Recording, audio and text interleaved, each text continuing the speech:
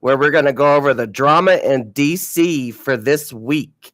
We have my co-host and amazing kratom advocate. I can't even point. Jennifer Gillis.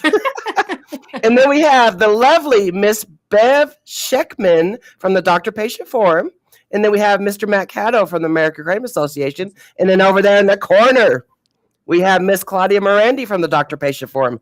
How are y'all doing today on this fine Saturday? Good. We're happy to hang out with some kratom people for a bit, hear what happened in DC. Can't wait. Well, thank y'all for joining us. Thank y'all. All right, Mr. Haddow, you ready to talk about? Oh, let me start off with a question I got for you.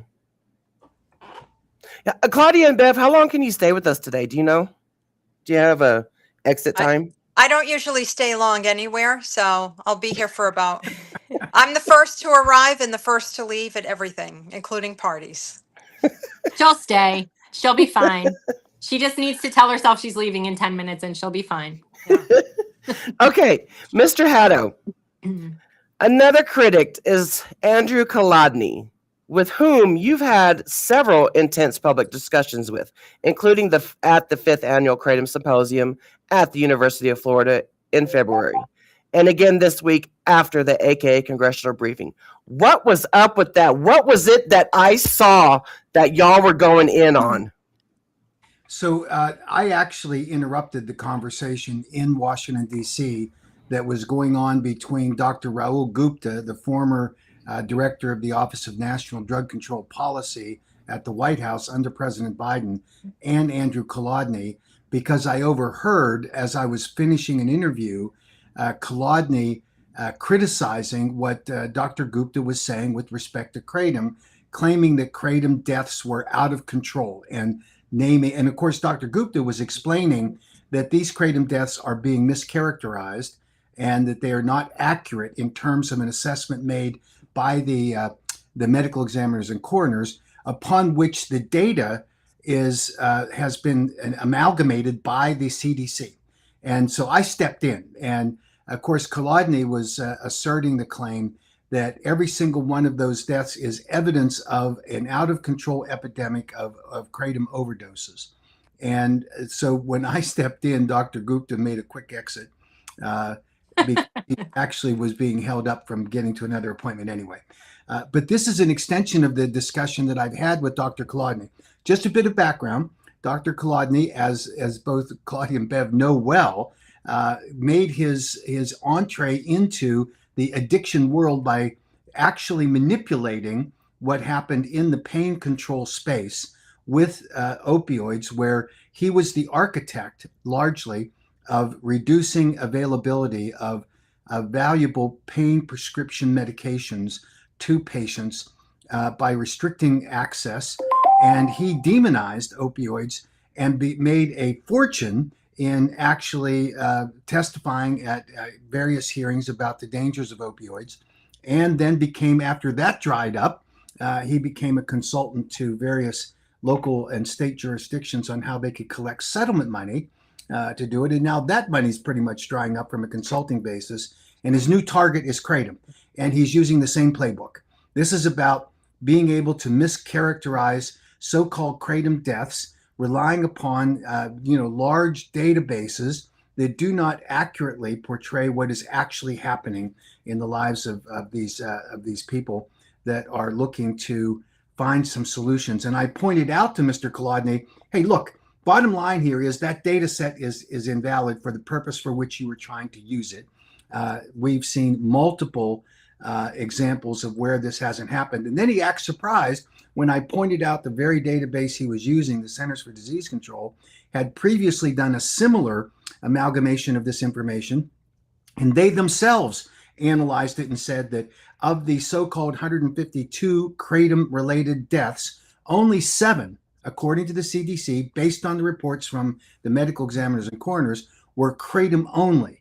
And so a look behind was done of those 7. And of those 7 kratom-only deaths, for which there were 4 blood samples available, so 3 had to be excluded, but of the 4 kratom-only deaths, when they took the blood samples and exposed them to tests that are more sophisticated than the average medical examiner coroner would have in their offices, they found that all 4 of them were polydrug use. So there wasn't a single death that could be attributed to kratom only. And he interrupted and said, "Oh, these medical examiners and coroners are not going to be lying." And I said, "I never suggested they lied. I told you that they're mischaracterizing them because they don't have the equipment, nor do they have the analytical tools. And by the way, we're now in the middle of this hysteria that's being created by the likes of you, Dr. Kolodny, claiming that these people are dying of kratom when they're not. And we can prove this over and over." And he challenged me, and I explained to him some very specific examples of these autopsies that have demonstrated that in fact these deaths aren't accurate. And during the presentation that we made at our congressional briefing, there was a detailed analysis given about 5 or 6 of the high-profile so-called kratom deaths that are being claimed by parents who are weaponizing their grief in order to be the basis for banning kratom. And each one of those autopsies is inadequate to prove the point that Kolodny was making. He finished his argument by saying that kratom is an opioid. And he pointed out to me that he could line up 100 professional clinicians, all of whom would agree with him that kratom is an opioid. And I said, "Okay, let's get Jack Henningfield." Jack Henningfield was standing a few feet away from me, engaged in another conversation. I interrupted that, and I said, and of course, Jack didn't know it was coming. I said, "Jack, in your opinion, is kratom an opioid?" And Jack said, "Absolutely not." And he explained in detail why it is not properly characterized as an opioid. And Kolodny said, "Oh, well, you're wrong, you're wrong." I said, "You just told me you could line up 100 professional clinicians who would confirm what you just said. And here's one of the top scientists in the world on kratom. And he just explained to you why legally, chemically, and botanically, it is not properly classified as an opioid." And then Kolodny said, "Well, Scott Gottlieb said it was an opioid." So I said, "Yeah, Scott Gottlieb was wrong." And he not only was wrong from the standpoint of characterizing it that way, when his superior at the Department of Health and Human Services, Dr. Jawad, who was the Assistant Secretary for Health, called him out on it, it was Gottlieb who got ticked off about it and argued, but then he had to retreat. So you're using this ridiculous 2016 characterization that was inaccurate at the time as your basis for calling it an opioid today. does he ever, Mac, does he ever explain, not saying that there's other people who will say it's an opioid, because most of those other people, and I've heard probably close to 100, they're all funded by, they're all in organizations or universities heavily funded by funds that come from Indivior in a roundabout way. And so they're going to say that. But does he ever explain scientifically how he says it's an opioid? No, he's Right. relying upon characterizations that are inaccurate and generalized. Does kratom? He did raise this point. He said, "Are you denying that kratom has opioid effects?" I said, "Kratom has opioid-like effects, like Tylenol does. So, are you going to classify Tylenol as an opioid?" And he got flustered. And I said, "Well, it's worse for you, Andrew. Are you going to classify cheese as an opioid?" Because his response back was, anything that activates the mu opioid receptors in your brain, anything, is an opioid. I said, cheese activates your mu opioid receptors. Now, granted at a low level, but they activate them. Are you calling that an opioid? And he didn't say, "Well, no, you're just being ridiculous." I said, "No, actually, you're being ridiculous. I'm merely using the reference point that you claim as the basis for calling it an opioid." This is a guy who is committed to one thing: making money for himself, trying to elevate himself along the way. Now, the one other thing that he did say to me, Bev, and you'll be interested in this, he said, "I do not appreciate your telling people that I was sanctioned by any research group for publications that I made by saying that I had to then rescind my credentials." I said, "Well, you misstated that. What I said was you didn't disclose that you, in fact, were receiving funding from various groups that you did not disclose on your mandatory disclosures on those research papers." He goes, "Well, it's not fair to say that I was sanctioned because I voluntarily submitted those updates and corrections." And I said, the key test then is what motivated you to do so. Why did you submit it?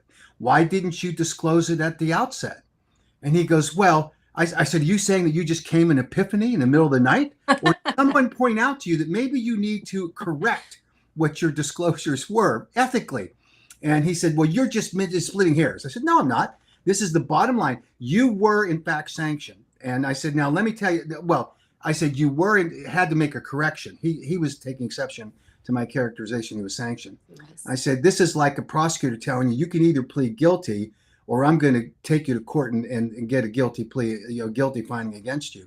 I said, you just were advised that you had made a mistake and you corrected it. I said, but worse, you sit in courts all over the country and you have made claims that are outside of your expertise. And you have been challenged in court with motions against you, and you've been limited in what you're allowed to say before the courts. So you're willing to say virtually anything. And now the only constraint that in our discussion today is that you're not in court. And I don't have a judge to tell you that you're outside of your lane on expertise, but you're willing to say these things here without any restraint. And yeah, I mean, Mac, he was just on a podcast a few days ago, and you can see the litigation narrative coming out of him. Like he said probably 6 times that kratom is an opioid. Now, this was a podcast about prescription opioids and the opioid crisis, and he pushed it to that that there's a huge spike in opioid use disorder because of kratom now. And he just states it as fact, which is not true because I haven't seen any numbers. And then he also said that kratom is kratom is an opioid. There's a huge spike in it because of kratom, of opioid use disorder, and that people are now seeing this huge amount of like treatment due to kratom and opioid use disorder. And I think he's doing that so that settlement funds from like prescription opioid litigation can go to kratom groups. Like if he says these things, if he says it's an opioid use disorder, then clearly they can take funding to keep talking about it like that. And those groups can take it, like Kratom Danger Awareness can probably take it. There's no coding for insurance for kratom use disorder. So they put opioid use disorder down for that. And if any spike that's happened, he's referring to 708, but refuses to differentiate it.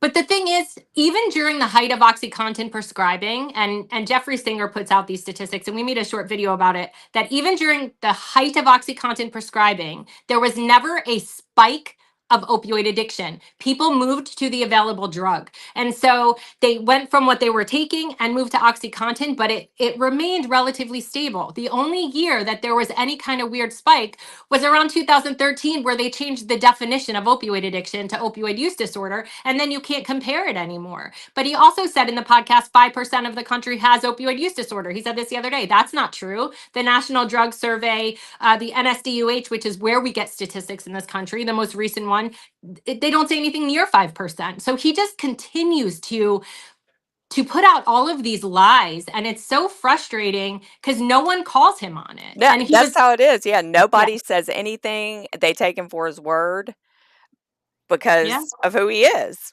Yeah. Did he say anything about being on their behalf of law firms or anything this time, Mac?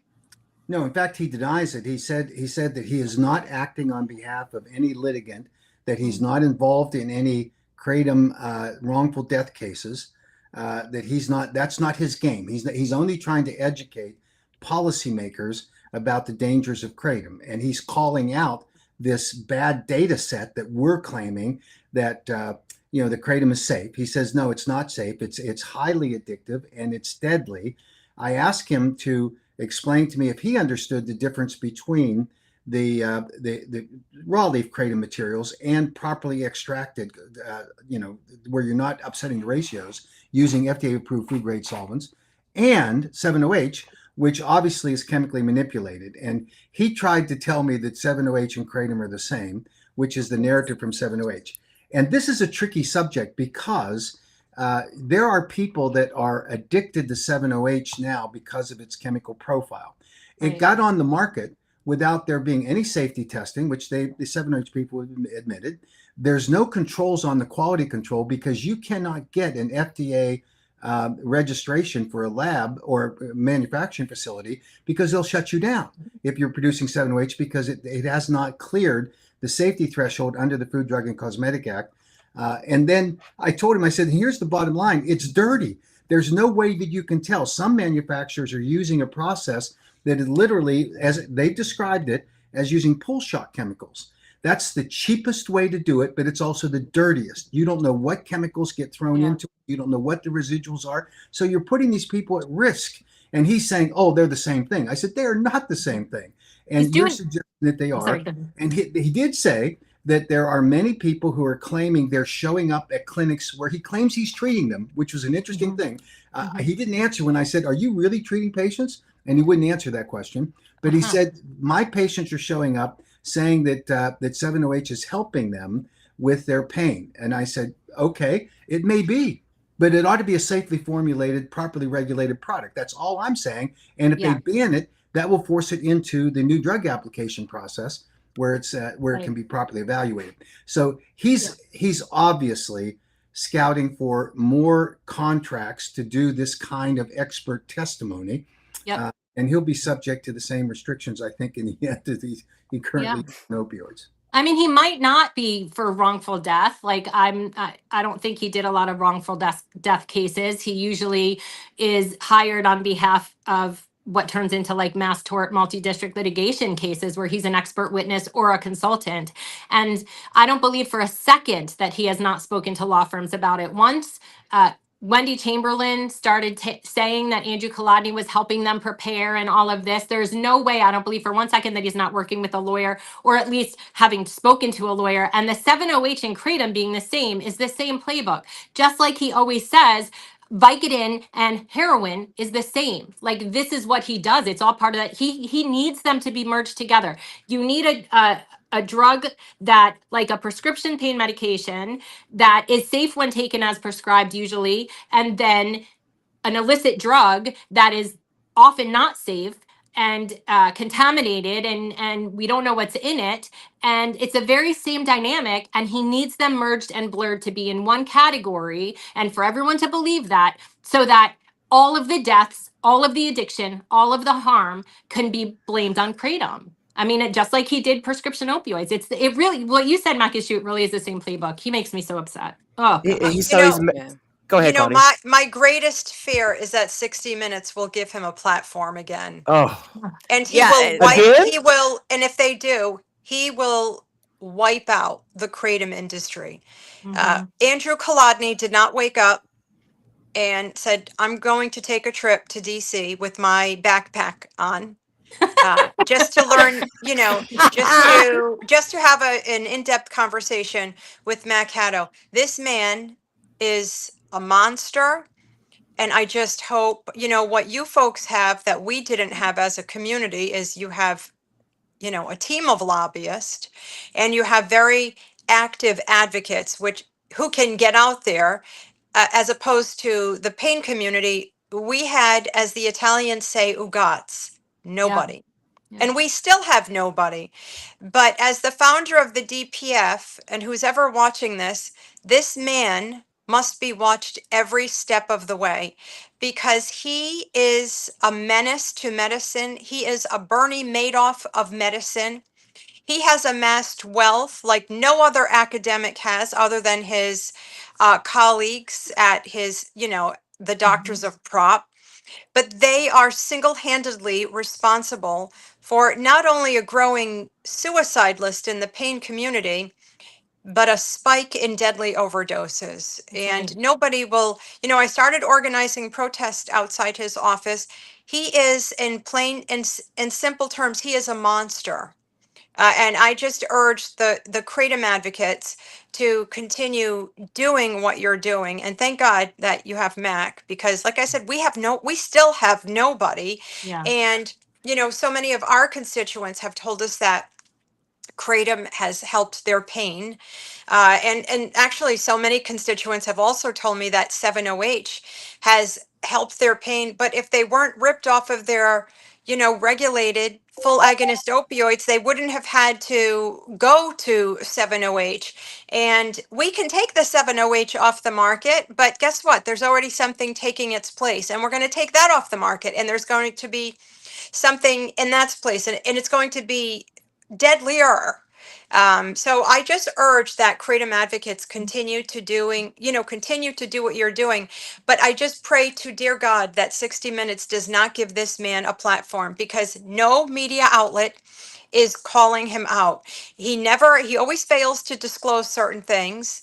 And to see this Kratom hysteria play out in real time, I must text Bev like weekly. I said, I can't believe I'm watching this play out in real time. And to see this Suboxone for Kratom grift Mhm. just Yep. on LinkedIn. And I Mhm. tell people, I was like, oh my gosh, never ever let a doctor put you on the opioid to come off of Kratom. Yeah. Yeah. But to see all of them on LinkedIn, I saw some gentleman, Dean Francis, he blocked me on LinkedIn. And I said, you know what, Francis? I said, I turned off my brother's breathing machine. He died from kidney failure. Yet we didn't sue the makers of ibuprofen. I said, the grief stricken parent fatigue is so real. My goodness, all they do is weaponize their grief. And And it's they, just, yeah. Yeah. yeah, it's just a never ending thing. It's never ending. And even now, like one of the mothers, Alexis Pluis, she's one of the big like harm reduction advocates. And she was just on a podcast 2 days ago, and she said illicit fentanyl deaths of today are still because of Purdue. I don't know how that's possible. She said that, No. it primed people into wanting opioids. And so it just became a generational thing. But the other thing that Kolodny does that he understands, other people may not understand, and I want to explain, is how they come up with an abatement plan. So whether or not he's retained by lawyers right now, there is mass tort kratom in the works. There's websites, you can see them, Kratom Litigation Group and mass tort court cases. They have it listed. So we know that it's in the works. And the way that they come up with these abatement plans, at least for prescription opioids, was the number to a few of the things that would give more money to an area in the country was the number of OUD diagnoses and the number of deaths that could be blamed on opioids. And so I do think this is part of also why they're pushing kratom is an opioid. Kratom is an opioid. It's opioid use disorder, because now any death, they're trying to push it so it's a bigger abatement plan. So the kratom industry is responsible for it. And I don't think he cares about fact. I think he just is he's circular. It's like circular citation. He will never give evidence. Like Mac was explaining, he will just say other people have said it, but that is not evidence that someone Right. else said it. And he'll just they just keep regurgitating it everywhere they can. And so that's the narrative people hear. And that's what they believe, even if it's no truth to it whatsoever. Right. Like And the industry gas funded. station heroin, Yeah. Exactly. And Bev always said right now they are creating the harm. So Yes. God forbid this does turn into litigation. These jurors are going in. Oh, I heard about the gas station heroin. Yeah, Just like exactly. just like people say to us, oh, have you seen Dope Sick? Right? So people are getting their science Yep. from Dope Sick, the fictional series, and now they're getting the science from mainstream media. And once again, mainstream media outlets didn't wake up and decide, oh, let's just talk about kratom. If you can see Right. systematically, thousands, all of these television stations. Now, Rhode Island has reversed the ban on kratom. I got to tell you, I'm still, I Shocked. worry about that. Yeah. Yeah. Yeah, I mean, we're so fortunate, but you can still see like certain lawmakers. Mac, you've seen Michelle McGaw, right?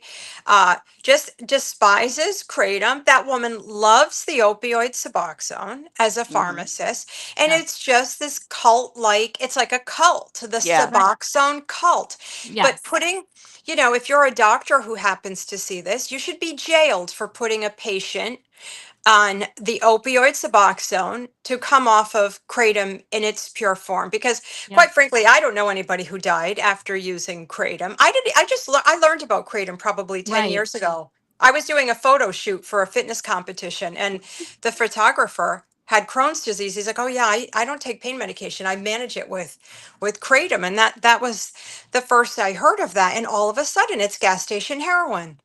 Yeah. And one thing about Mastor is there's this what's called like third party investing. And so when they have a case that they think is going to be huge, like opioids, they have lawyers that will invest and they're betting on it doing well. And if it doesn't do well as a lawsuit, they lose their money. If it does well, then they all make a lot of money. And that is the funding that's used for things like Hulu documentaries and books and billboards. And I think it's also funding trying to get it banned across the country, because look what happened when they basically eliminated prescription opioids all at once. A lot of people died because you had people. So it wasn't necessarily the prescription opioid that they were dying from, it was the stopping of it, but they still were able to blame all those deaths on it. And I think that's part of what's happening. I wouldn't be surprised if there's third party financing for kratom lawsuits going to pushing these bans.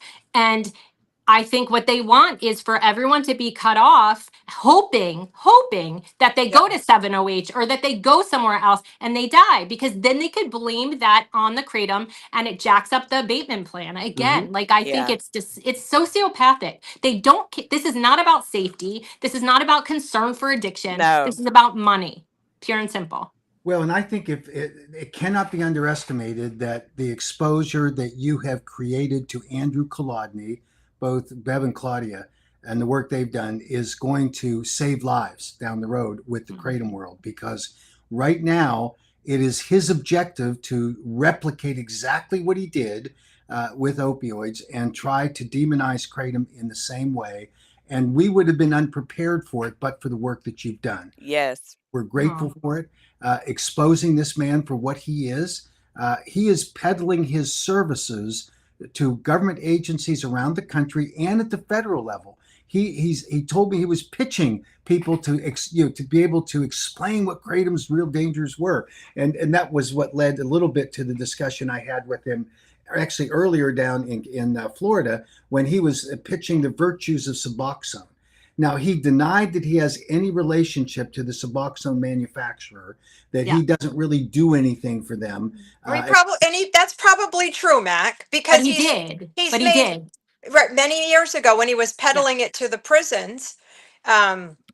Paying. I mean, I think that wasn't he offering to pay people $10,000? Yeah, that those articles about like the dark side of addiction treatment or something in the early 2000s, he admitted in those articles he was working for the department, not the Department of Health, but whatever it was called up in New York, mental health and hygiene, and he was crossing, his words, like crossing the boroughs of New York City, acting like a salesman for Suboxone and paying people $10,000 to prescribe it. Now, he doesn't say in those articles where that money came from, but the other part, he worked for Phoenix House, who were big prescribers of Suboxone, and Phoenix House was the first fiscal sponsor of PROP. So PROP's not a nonprofit. It is an organization that has a fiscal sponsor. And the first one was Phoenix House. Did Phoenix House take funding from Indivior? Probably. I mean, we don't know. There's no way to know. We don't know what his funding was for PROP that he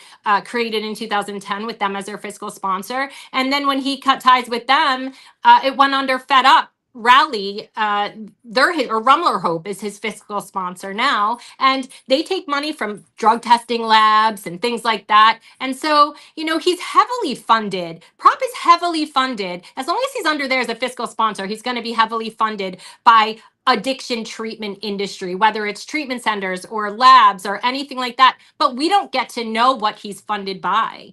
I believe he's not taking money from Suboxone right now. I think, people have accused him of having like stock in it, whatever. Like I've never seen evidence of that. I don't know if that's true. I wouldn't be surprised. I am positive that this man has benefited in a roundabout way from increased sales of Suboxone, whether that's when he was at Phoenix House or however it is. So Because he's you can't indirectly You can't trace getting the it. money. The money has been You can't trace it. cleaned so many times that Right.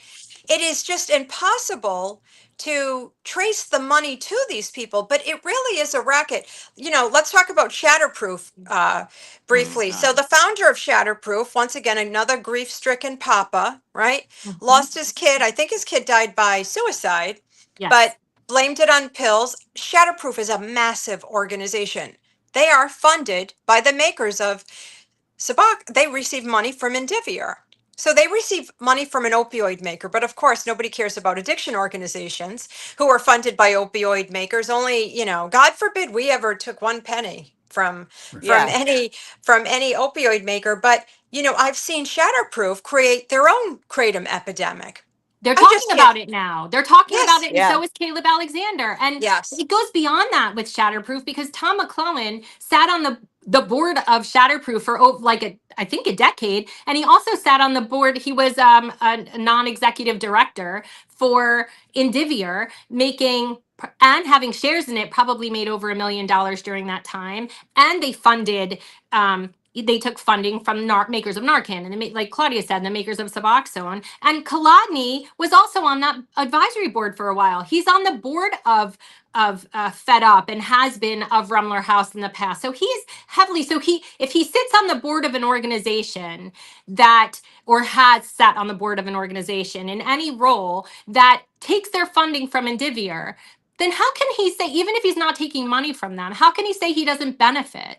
The whole Right. organization benefits, Yeah. and so he's right. Like, I can't trace it directly, but like you said, it's like they've cleaned them. It's like policy laundering. That's the only way I know how to call it, because Wow. it goes from Indivior will go to Shatterproof, and then Shatterproof lobbies for things like like lowered prescribing, and so that lowered prescribing then they push for Suboxone to be given, and so then in turn that puts money back in their pocket, and you could trace it. It's like SAMHSA to like HHS, and then HHS to the states, and then the states into these organizations that push Suboxone, and you cannot trace it completely, and you And, will never know where it came from. and the next thing you know, you see buses drive by and Matt saves lives, right? So that money has trickled down into the states, into these initiatives.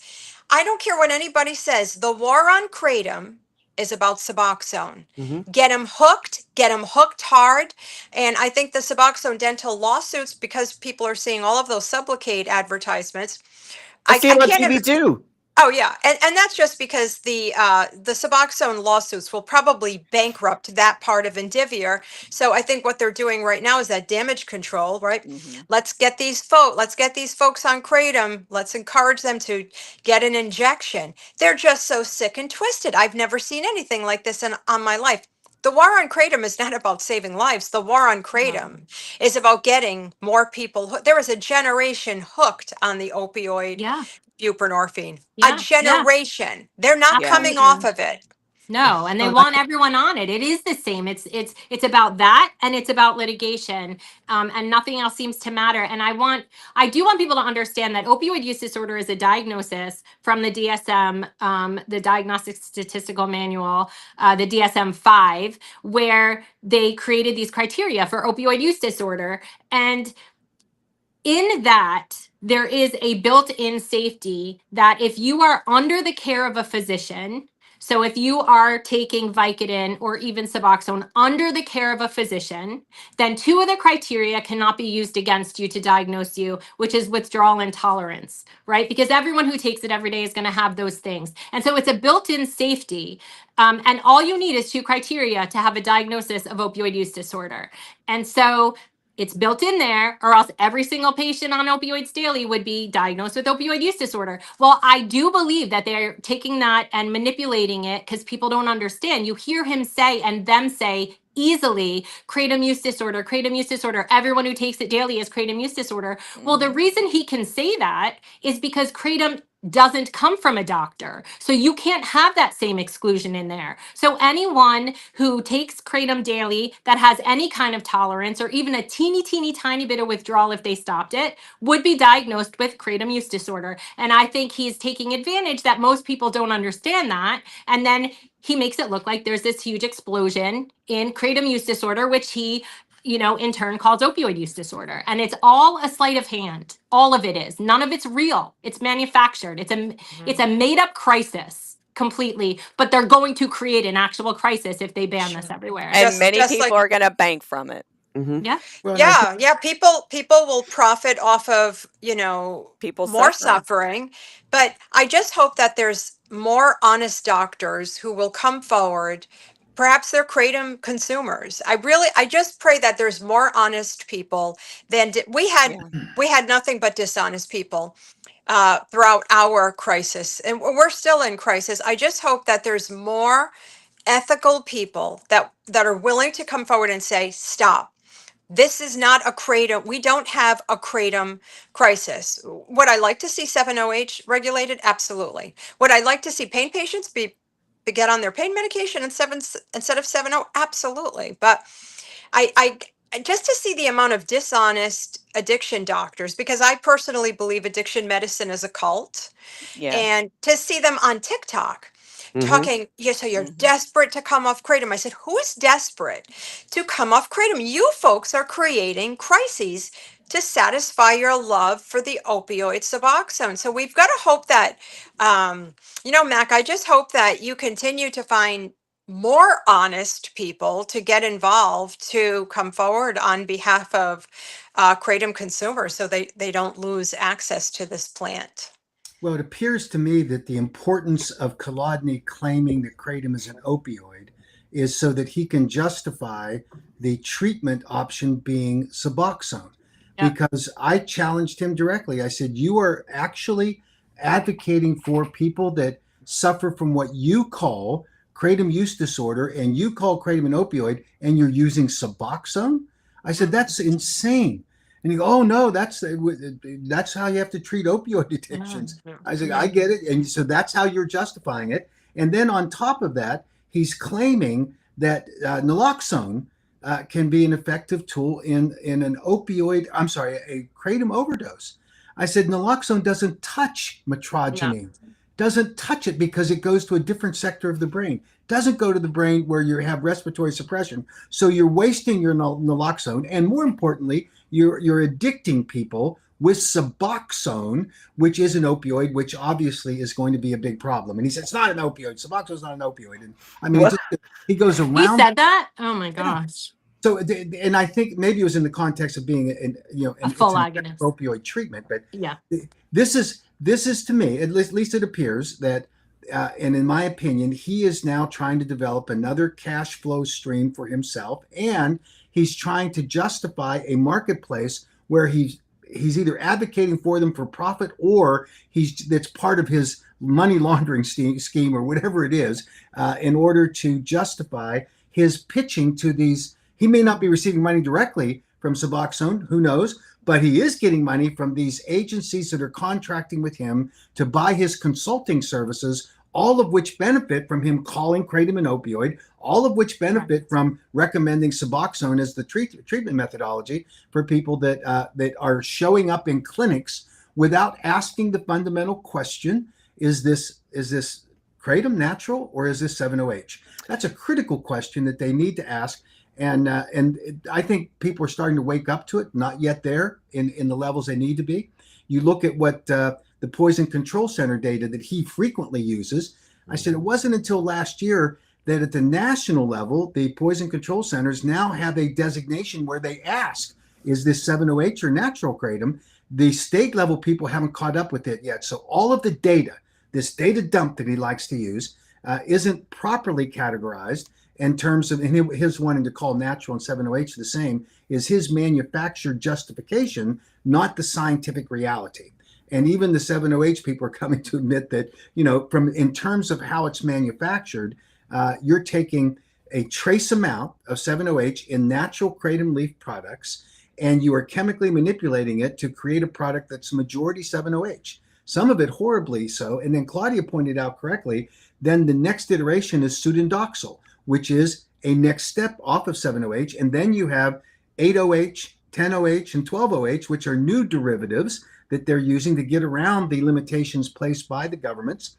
And then they have totally off the wall MGM 15 and 16 products that don't have the required genetic link in order to be tied to as an analog to 7-OH. So that's completely out there, whack-a-mole for regulators. And they're going to have to continue fighting that because these chemists are very creative, but the ultimate losers are consumers. Who's making those?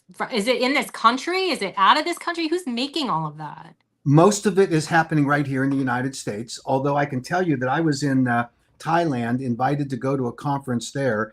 And in Southeast Asia, government officials like to have photo ops and then they disappear. I mean, they beat it out of the room. But in Thailand, the Minister of Justice asked to meet with me, and he had a group of his ministers with him, and they explained that they had identified 4 factories that were making 7-OH products for distribution globally.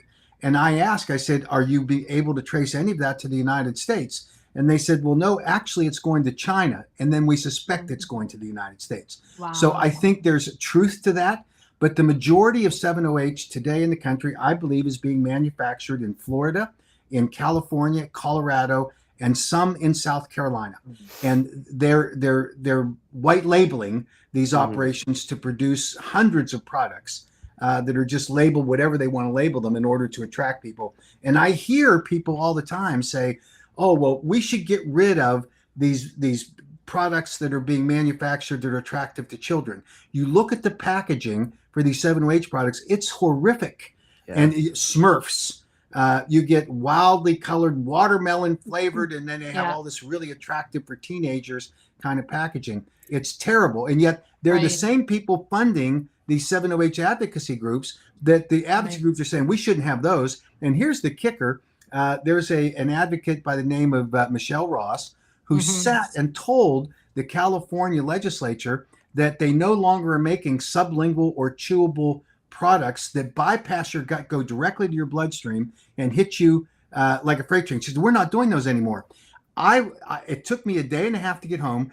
I ordered a dozen products from the groups that are funding her group that are selling sublingual tablets and chewable tablets. I mean, they'll say anything to get by the question and not tell the truth about what's really happening in this marketplace. So this needs to be cleaned up. And Rodney is just the part of the cancer. Because he's spewing a whole different narrative that is all designed to do one thing, and that is to promote the interest in the agenda that he has, which has already been well documented in the opioid crisis, what he did and how he actually created a crisis. And now he wants to do it here in the kratom industry as well. And I love how he says, a lot of them will say, these people who are against kratom, they'll say, well, because people will say to them, well, people are taking it to treat pain or anxiety. And they'll say, well, they shouldn't take that. They should go to their doctor and get an FDA approved medication, as if you can in 2026. Exactly. Like, you just literally spent the last 15 years making sure nobody could. And now you're like, oh, well, they should get it from their doctor. You know they can't. The only thing people can get is Suboxone. And you could make a phone call and have it delivered to your house in probably 2 hours. Yep. And, unending, no drug tests, no pill or film counts or whatever. Mm-hmm. This is why we start. I'm calling. So he's going to call them heroin pills. He's going to call kratom gas station heroin. I'm going to start calling Suboxone heroin films. Mm-hmm. He tried. Why not? Make a point. I mean, I raised the issue with him, and we discussed it during our congressional briefing, that the NIH announcement that they were going to proceed with an investigational new drug for purified kratom that as a treatment for opioid use disorder. So they really are serious from the NIH standpoint about trying to do this. Now, that's important. It's going to take them 2 to 3 years, and then they will open it for a new drug application, which will require a corporate sponsor to step in, and that's another 5 to 10 year process.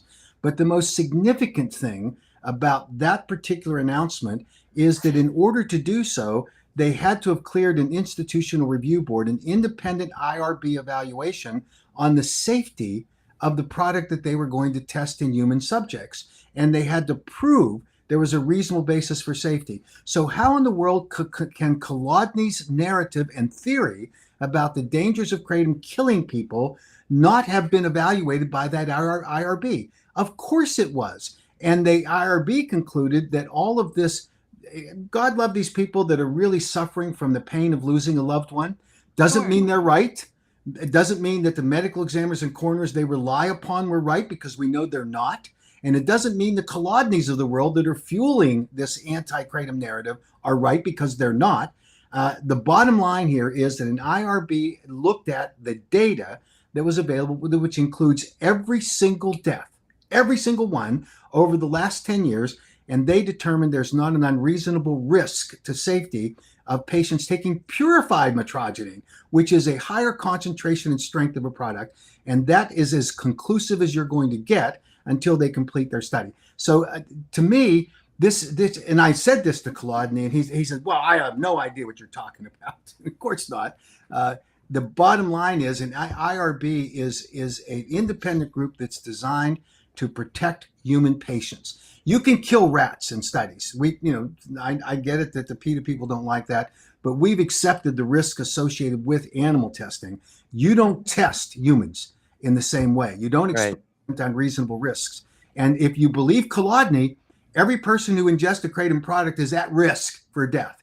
And it's just not true. It is. And that's the whole thing. Like, he wants everyone to be seen as at risk of, like, anyone who takes kratom or a prescription opioid. He wants that they're all at risk, like this huge risk of addiction. And the fact of the matter is, people do get addicted to prescription opioids, but it's a very, very small amount, percentage wise. And he needs everyone to believe that exposure to a substance causes addiction, and that is just not the facts. But it's important for him to do that. And I don't even understand. Physicians for Responsible Opioid Prescribing, that's the name of his organization. Now, this organization, I believe every single one of them has been an expert witness in litigation, every one of them. And I think he loves to call, like, our organization an AstroTurf organization or other pain organizations, meaning that we're not really here to fight what we say we are. We're here to do like opioid lobby bidding or whatever. But his organization is AstroTurf. Their whole goal was always litigation and expert witnesses. So it was for responsible opioid prescribing. You don't hear him fighting other aspects of the drug war. You don't hear him talking about, methamphetamine or any other aspect of addiction. It's prescription opioids. So how do you fit kratom into that? No one's prescribing it. So why would you all of a sudden just fight about kratom? You don't hear him talk about, like, xylazine or other drugs. So why such an interest? Well, in my opinion, that's because of the upcoming idea of litigation, which is his exact reason of that organization. This is why he set up Fed Up the parents. That was his idea, because they're a moral shield. That's exactly what you said. Like, you're not allowed to question them because they're grieving parents. And I think he knows that. They bully people, and it shuts down conversation. We get called the bully for even questioning. Right. And they're the ones that are, dictating laws. I mean, they're coming in and telling their stories. And I mean, I'm sure some of them believe it, whatever, but it's like the legislation, the lawmakers, the city council, none of them look any further into the facts or the science or the thousands of people that have sent their testimonies in. It's automatically just, it's over. Yeah. Well, and Kolodny was appalled at the presentation made at the congressional briefing by Dr. Heidi Sikora, looking at and evaluating the methods by which these autopsies and tox screens were evaluated. And he just generalized it and said, these are families that have concluded from medical professionals that kratom is dangerous. And I said, those medical professionals are making mistakes. And Heidi pointed out. And he said, well, I didn't understand any of that presentation. I said, it's because you didn't want to, because here you saw example after example. And just as one illustration, one of the premier advocates who is claiming that their child died of kratom is Patty Wheeler. And Patty Wheeler's shopping her story to 60 Minutes. Now, 60 Minutes probably won't exist in 2 months. I don't know. But she's going to continue shopping that story to other national news outlets. And Patty Wheeler's son, which we now have a copy of the autopsy report, apparently had an overdose of cocaine and fentanyl in his past, prior to his past. So he obviously had struggled with addiction problems with very dangerous chemicals. When he died, it was called, by Patty Wheeler's description, a kratom death, which is why she's going around the country with Dean Francis and some other people that have similar grievances. Or grieving parents, and they're calling these kratom deaths. In his autopsy report, there were a number of medications that he was on, and they mentioned that he tested positive for metrogene, but it was non-quantifiable. In other words, it was so low they couldn't even test what the levels were, and they want to call that a kratom death. Mhm. But that's Right. this just shows you how this hysteria has gone so far. I'm not dismissing the grief of a parent, and I'm not dismissing the fact that they feel badly about their kids who have passed away, or a spouse or a loved one. But it ought to be based on the facts. And actually, Heidi went through several of them and consistently showed that there wasn't sufficient data in order to do this. And one of the foremost advocates in the Kratom Danger Awareness Group, who has consistently told people, do not show your autopsies or your tox screens. Don't show them because they'll misinterpret them. And this particular woman has been a strong advocate for this particular Kratom Danger Awareness Group. Her son's autopsy report, however it was done, was included in the public record in Pocatello, out in Idaho, one of the cities in Idaho that just banned kratom, and her son's autopsy report's in there. We've never been able to find it because it's not public information. Somebody inserted it into the record, and when you look at that autopsy report, this kid was taking metrocin, kratom. There's no question about it, but there were anomalies in that, significant anomalies. This kid died of a seizure. He stood up from a poker game he had with his friends, had a seizure, and died. Well, when you look at the autopsy report, there is a much more reasonable expectation for the levels that he had of certain chemicals in your blood that maintain your living. He was below it, and the coroner didn't even look at it. Oh, I know who you're talking Of course about. not. Of course not. I mean, the thing is it is what they did with OxyContin. I'm not saying there are not anyone who died, that nobody died from OxyContin, but if you look at the facts, even they even did say this part in Dope Sick, which is a fictional series, but very few people died from oxycodone alone. Very, very few people. Almost everyone who died had multiple other drugs. They had to hire somebody to do these talks, to like analyze it and say, even if they had heroin and cocaine and methamphetamine and oxycodone, they hired people to say, that looked at it and said, they concluded, oh, well, even if it was just this amount of oxycodone, they would have died anyway. And that's what they did for OxyContin. That's how they were able to do that. But it's fascinating because there's a lot of people who are on Suboxone, a lot of people who take it for a few days until they can get their next drug of choice, and then they'll take their drug, and then they'll take Suboxone here and there. So I'm positive that there's a lot of people who die from a polydrug overdose that Yeah. have Suboxone in their system also. So should we just conclude that they all died from Suboxone? Like, they don't want to apply the same rules to them, and it drives me Right. crazy. Did you guys watch Mac's presentation? His prop of using milk in Everclear? I didn't see all of it yet. I have it saved to watch. He's Well, like, you don't call this a milk death. Well, what I did was the average beverage of choice in America today is a 20-ounce beverage, whether it's a can Okay. of soda or whatever. And so I took a 20-ounce container and I put 1 ounce of milk in it, and I put 19 ounces of 151 proof grain alcohol Everclear, and 20 ounces. And I invited people to come and drink it. I said, now, if you drink this, you are going to have a seizure and you probably will die. And when we get to the end of that, are we going to call this a milk death? That's exact. I mean, that's right. You can't state that. Like, I mean, so if someone is shot in the head and they took kratom that morning, then it's a kratom death. That's what it goes Yes. down as. But it's the same as prescription opioids. If someone There's has actually illicit- one. There A is one. person got shot in the chest with a shotgun. So no, that particular report was published by the FDA as one of 33 deaths that were recorded in the Federal Register when they did their 2016 recommendation for scheduling. And so we FOIA'd all of the death reports. The one that we could not get, the one that was excluded based on HIPAA, actually involved a kid that was involved in a drug transaction. It was a sting operation. When the police surrounded the car, they ordered them out of the car. The informant jumped out of the car quickly. The kid that was selling, what turns out it was weed that he was selling, reached into his coat pocket. The police thought he was reaching for a weapon, so they shot him. He died of 2 gunshot wounds to the chest. Yep. He tested positive for kratom in his bloodstream. They called that a kratom death. I'm not He died of surprised. 2 gunshot wounds. To the I'm chest. not surprised. I mean, So- after COVID, like I remember when Mm. COVID was going on, people were dying of random things and they would test Mhm. them for COVID and it was automatically, Yeah. a COVID death. So it's like Yeah. I can't understand how so many people still put so much faith into the whole Yeah. I'm guessing for like especially the COVID thing, like people getting in car accidents and then they died from, got tested for COVID and it was listed as a COVID death. I'm guessing it's like the federal funding stuff, Yeah.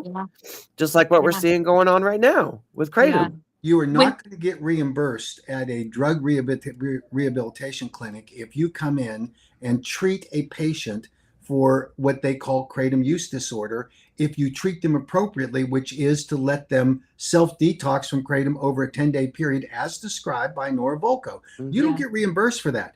What Right. you do get reimbursed for is putting them on Suboxone or 2 of the other Forever. drugs that the FDA has approved for that purpose. Then you keep them there for an extended period of time, treat them for up to a year. You get reimbursed for that, but you don't get Yeah. reimbursed if you just call it for what it is. And so there is an underlying corrupt incentive for there to be treatment methodologies employed Yeah. by these substance abuse clinics. And you hear them all the time. Oh, we're seeing this huge spike in these kratom overdose. That's we're seeing a spike in their profits too. And someone needs to look behind that to say, A, are these truly natural kratom leaf, people that are claiming to be addicted to it? And 2, and they can be dependent, obviously. Or 2, is this a 7-OH patient? We don't know. So there needs to be certainly a more extensive look into the background on these cases.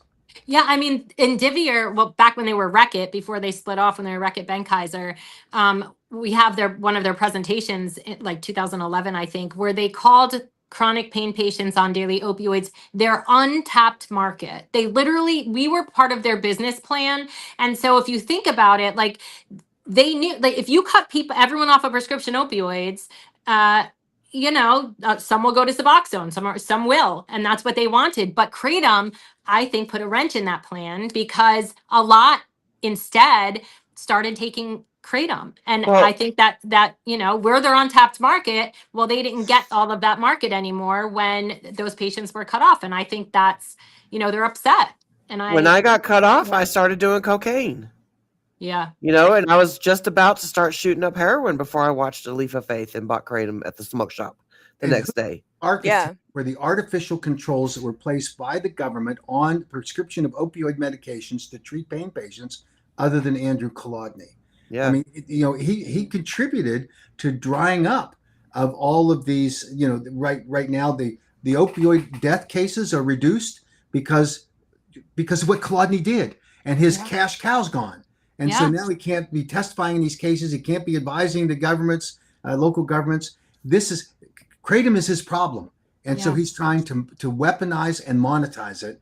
And it's just unfair. And it's my opinion that he's the biggest threat to the kratom community today. Agreed. Yeah. In what he's doing. And Absolutely agree. and we're ready to meet him toe for toe, and we'll fight this out because he doesn't have the science behind him. He has his speculation, and he has poorly developed theories that really need to stand the test. He can't sit in front of a judge today and say, "Oh, well, this is the way it is," because we'll be challenging him every minute of that. Good. See, that what Claudia said is right. You have what we didn't have. Like at the time, we had no power, we had no lobby because they cut off the opioid lobby. He made sure of that because they did all these. Part of what they did before the lawsuits was they opened investigations into pharmaceutical companies and their ties to pain organizations. And so anyone that took any money, like they lost all credibility, and really they eliminated the opioid lobby. But thank God there still is a kratom lobby. So they eliminated the opioid lobby. There was no one to help fight and no one to call him on his lies. And anyone who tried, it was just, oh, they're industry funded. They're industry funded. And I see them doing the same with you guys. Like anyone who stands up to talk about it, if they do have you know, they could be someone who has struggled with addiction, and they used kratom and they got off of it, and they opened you know, a business where they sell kratom, and of course they'll talk about their lives being saved. Well, Kalani will, well, they're only saying that because they're industry funded. Yep. They're the kratom industry. Of course they're doing it, but he's not an industry. Like, of course he's an industry. He's so heavily tied to the addiction industry, and it's one of the most unregulated industries there is. These treatment centers, and Yeah. you know it. Yeah, you're right. He is the number one. He's the biggest threat to kratom today. And but for you and Claudia, Bev, we wouldn't have been prepared to have this battle and approach it correctly. And so thank you, because without this information on Dr. Kolodny and what he's doing and the way he's misrepresenting, mischaracterizing, and misleading people, we needed to know that. We thank God we do, and it's because of yours and Claudia's efforts. Wow. Thank you. Yeah, thank you for Claudia saying had to that. jump off. Sorry, she had to jump Yeah. off to say goodbye to her daughter. So she wants to say Okay. thank you. You know, Oh, for yeah. yeah. I'm glad she was able to come on. I appreciate it. And yeah, Bev, that whole breakdown that you've done, I can't imagine how much time it took. But for you just to Thank you. connect all those dots and everything, I was telling Missy, you're like a human computer or something. Oh my God. Thank you. I just became really obsessed with figuring it out because I didn't understand when I entered this in 2017. Why is this happening? Like, I know these things aren't true, what they're saying. So, like, what happened? What was their reason? And so, Carrie Judy, who is kind of, I call her my researcher partner in crime. Like, we have researched together for years and just like obsessively, probably not so healthy, but obsessively listened to everything I can to try to understand it. You know, it's just so confusing how this can continue to happen. And then Yeah. also, how is he so allowed? How are expert witnesses in litigation and those who create the abatement plans, like there's a guy, Caleb Alexander, how are they allowed to influence drug policy so heavily? Like, it seems like that shouldn't even be allowed. Like, they say Mac is industry funded, he shouldn't influence it. But what about them? Like, they've made millions upon millions of dollars doing this. So how is that even allowed to influence drug policy like that? It's not Do you just know, them. Like, Mac? yeah, how? Because they walk into the room and they bring in all of their credentials, and they have so hidden the funding sources that they have in order to be there, and they act like we are this non-interested party, then we're scientists and therefore we're telling the truth. But if anyone contradicts them, they point the bony finger of blame at them and say, oh, well, they're industry funded, or they're that. Exactly. I mean, for him, for Kolodny to have criticized Jack Henningfield as not being a credible witness, and he wants to act like he somehow has a stage that's elevated beyond the expertise. The fact of the matter is, and very little of kratom science has been funded by industry, very little. The vast majority, by magnitudes, has been funded by the National Institutes on Drug Abuse. Over 100, now well over 120 million, I think Yeah. it is.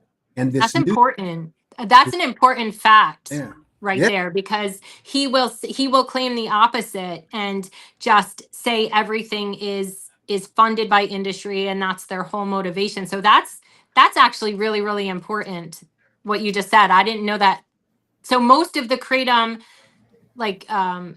studies were not funded by kratom industry. no, No. I didn't know that. I did a tabulation of what I know to be published studies that were funded by the industry, and it is well under $10 million. You know, I And- wouldn't be surprised if he started digging into the scientists. I'm sure he's going to see anyone who supports kratom. He's probably going to dig into them to see if they ever took any money from any industry. I'm sure it would be, you know, it might be worthwhile for all of these doctors and people who are coming forward against kratom to actually dig into all of them, do some research Yeah. into each one of them, because like when the CDC guidelines came out in 2016, there were a lot, I mean, like thousands of doctors who came forward and said, these are going to harm people. People are going to die from this. And what Andrew Kolodny and another doctor, Caleb Alexander, who's also an expert witness, what they did is Johns Hopkins opened a study with them. Johns Hopkins funded it. Did a study on every single person who was speaking out against the guidelines or warning about them to see any of them took any money. Like that's what his study was, because his goal was to discredit anyone who Yeah. spoke out against it. Yet everyone who took money from lawyers, like no one cares about that. No one cared about the other side because it was a narrative that they said often. It became propaganda. They fed it to media. They fed it to 60 Minutes, and people still believe it now. You hear them talking about Purdue and the Sacklers all the time now, saying, "Oh well, they funded it." And he was Yeah. on a podcast the other day saying, "Oh well, the Sacklers became a scapegoat, but it really wasn't just about them. They just became the scapegoat." And I'm like, you literally it was Yeah. you who did it. And Right. then when he was the expert witness against Johnson and Johnson, if you look at his testimony, he said, well, they were the reason for the opioid crisis, and now it's Kratom is the reason for the opioid crisis. Mhm. Like, you know, it's Well, a lot of always, the people yeah, that testify, I know Jack Henningfield, for example, like he will disclose that information Mhm. before he testifies at Yeah. hearings, but you never hear, and they still point the finger. They still say, the same thing. And you don't ever hear that from their side. You No, don't they ever hear don't. about the lawsuits that some of these Mhm. grieving families have before they testify. You don't hear about any conflict of interest. It's Nope. always, The grieving families never say that. They never say No. I am or will be involved in No. lawsuit. And yes, the KDA wants to say that they never got the $1 million of seed money from an anti-kratom title attorney. But I have the email from it. That's Whether where or then the proof not is on them. Then they exactly, should show you their funding. exactly, Mhm. and then Wendy says that she said that she's offered bank records to who? Yeah. Is No, there show them. another? Post them. Just Show post me. them. Show Where's your me. I financial missed that email. transparency? I missed that email because I'm not Yeah. sure. Yeah, because is there like- another Misty Brown in the Did you creative check your community? spam, guys? Did y'all check your spam? She Yeah. put us on. She had Claudia quotes from Claudia. She took it off her website, but there were quotes from Claudia and you, Misty, from social media on her website that you guys are so. Do you remember that? Those. Oh quotes? yeah. Mhm. Yeah, like you're so awful. Why can't she should be transparent? We're transparent. We have our we Yeah. have our finances, and she should put hers. Like, who funds your organization? Is it a lawyer? If it's not a lawyer, then who is doing it? Right. I don't Like see. I did haven't. did they initially start out as a grassroots movement, and then the freaking parasites in the lawyer world bombarded them and offered them all these Yeah, different, oh, we can get you millions maybe. of dollars. Hey, I have a question about something she said on that radio show the other day. She said that Kratom is always listed as not for human consumption, but I've never even seen that. So what is she talking about? Do you know? So initially, the FDA issued an import alert, which said that kratom was not allowed for importation into the United States as something for human consumption. Okay. So early on, a group of creative exporters decided to put on their exports into the United States. This is raw material, not for human consumption. Okay. So that's where all this comes from. Now, the recipients of that material that then manufactured it into some finished products, some of them made the mistake early on of saying right on their bottles, not for human consumption. And that's all to get around this FDA law. We, from day one, told these manufacturers that's a mistake. We told the importers that's a mistake. And when you see it today crop up, anybody that's putting on their products not for human consumption is doing it defensively in order to ward off lawsuits. It's still bad policy in my opinion, but that's the derivation of it. And they're making a big deal of it today when the vast majority of products do not have that kind of labeling. I'm not familiar with any of the Indonesian or Thai government or Thai resources for plant material that are doing it anymore, but it was done early on.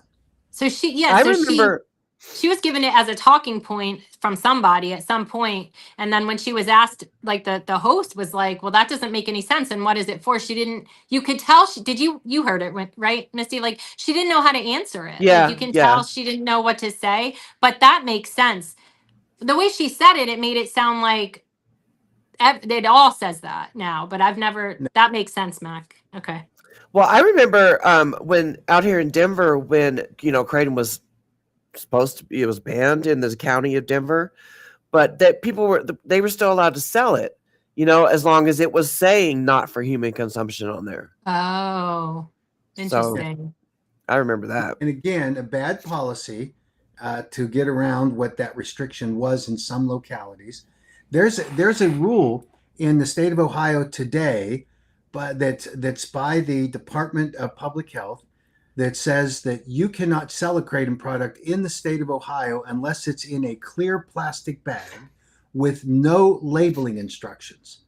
That's the definition of insanity. Yeah, that's crazy. Yes, and yet they justify it and say, well, we don't think that kratom should be involved in human consumption. So if you label it and say, here's a serving size, that means you intend it for human consumption. And the people in KDA were They're mad that celebrating that law being passed, and it's like, why would you celebrate that? they got mad, or when sometimes when they testify, they get mad that, oh, well, my so and so didn't know how much to take. Yeah. Yeah. Oh my God. And so I'm probably going to be hated for saying this because it's kind of a controversial statement, but when they blame a substance like Purdue Pharmaceutical or Kratom, when people blame that, it takes all personal responsibility away. And I think that that's not a healthy thing to do. I think that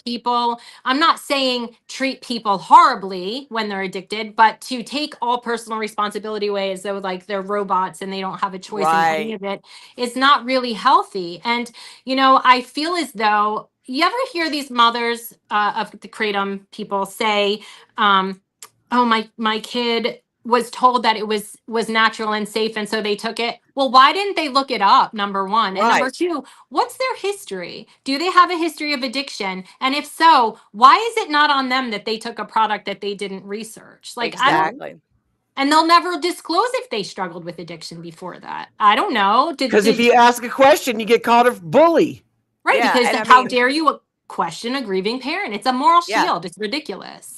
And that's why I think, these kratom deaths, it sets us back so much because, a lot of these people could have had pre-existing conditions. There needs to be, instead of, oh, they found it on the scene, it's automatically a kratom death, or somebody told them that they took kratom, so they test them for it. And that's all the testing. That's all that's done. They just kind of leave it at that. And it's like, first of all, that person was an adult. They they went to the store, drove to the store, paid their own working money, and decided to take that. And that's what the host was asking. The host was saying to her, well, if it said that on the thing that he took, your son took, that it's not for human consumption, why do you take it? And she was like, oh, I don't know, I wasn't aware of that until after he died. But that doesn't even make any sense either. Like, what do you mean? Why didn't you, if you were so concerned, because she's saying now that his whole personality changed. Well, why didn't you look into it then before? Like, see, and then she took it herself. You always hear them add stuff, right? As time goes on, that they never said before. Like, I've never heard her herself. Yeah, after her son died, she took it herself. I don't know if she took it. Yep, I don't know if she took it hoping that it would overdose and kill her, or I don't know. Yeah, you can tell when they've been kind of coached what to say too.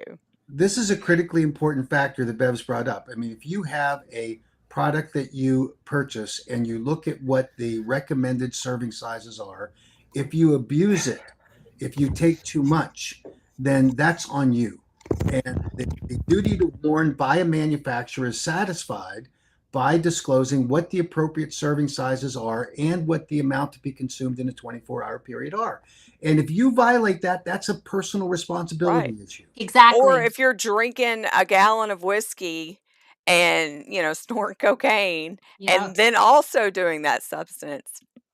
But you're not allowed to say that, though. And it's not only that you're not allowed to say that, they will protect. So this is like a doctor prescribes to patients, take it as prescribed. They do the pill counts or whatever. The patient still is abusing it and buying and selling.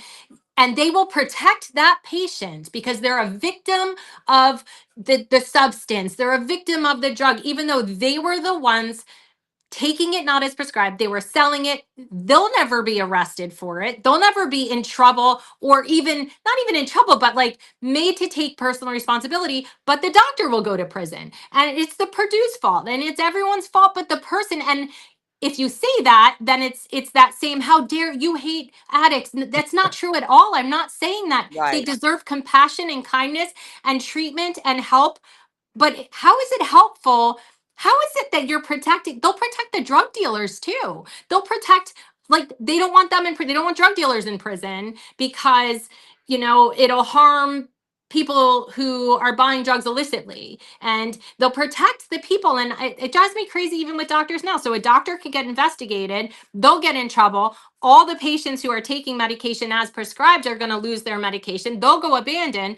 And the patients who are selling it, nothing happens to them. Like it, and I'm not saying they should go to prison. That's not my point. But like, how is that right? So no one Right. has personal responsibility anymore. No one. Like, it's just critical thinking and common sense doesn't apply at all no, to and they'll any of this. right, and they'll say like, oh well, they couldn't pay their bills unless they sold it, so it's the fault of capitalism and and I'm like, so you'll do everything. You'll these Yeah. mental gymnastics to make that person who made the choice. I'm going to sell this. I'm going to take 12 times as much. I'm going to shoot it up.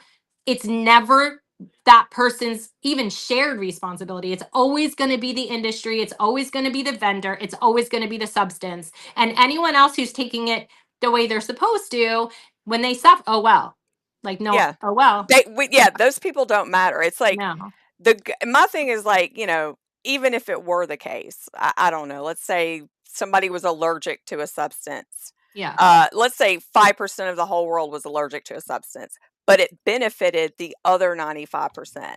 Those 5% of people are just going to win it out, and everybody else is going to suffer because you Yeah. hear those voices, the 5% Right. voice is the loudest. That's why I always say, how come we don't ban peanuts? There's a lot of nut Right. allergies in this world. How come, Yeah. like, we're all forced to carry Narcan? How come we're not all forced to carry an EpiPen? How come we're not lobbying to ban all peanut substances everywhere? Because it doesn't make any sense. Like, I thought public health was protecting the whole, even if you sacrifice the individual. Right. So, but it's not. It's only when it's like beneficial for them. Yeah. Let me go up to this comment real quick. Extended conversation with an individual who claims to have been saved from his addictions by Kratom. And Yeah. he said, when I was addicted, he said, I lied to everybody about my addiction. I lied to my parents. I lied to my spouse. Yeah. He said, I lied to my family routinely. He said, and I was even in the end lying to myself. He said, I knew I was, and I needed Yeah. to be saved. He said, otherwise I'd be dead. And he said, Kratom saved him. And this seems to be the kind of thing, and I get it. I have 6 children. I have one child who lied to me consistently about his behaviors. And I got to the point I knew when he was lying every time, Yeah. right? If we don't have that radar up, if we don't know that there's a family member that's experiencing a crisis and you want to believe them, you don't extend that belief after they have had the consequential event, whether it's to get into addiction recovery or died. You don't try to blame the wrong thing. And that's unfortunately what happens with many of these families who claim that Kratom killed their kid or killed their spouse. Right. More and more we're finding out as the truth is uncovered, despite the KDA's attempts to say, don't share any of that information. Yeah. As we look at them, we learn more what the parents or the spouses or the family members should know. And you would think that the most important thing that they would want is the truth. Yeah. And that would, of course, help them understand and probably grieve better. And I thought it was fascinating to look at the information that was provided in support of the NIH study on purified mitragynine to move forward, finding that it potentially was a beneficial therapy for opioid use disorder, that the predicate for that is that there are people that are using Kratom today where they've identified that help them with their Kratom with opioid disorders.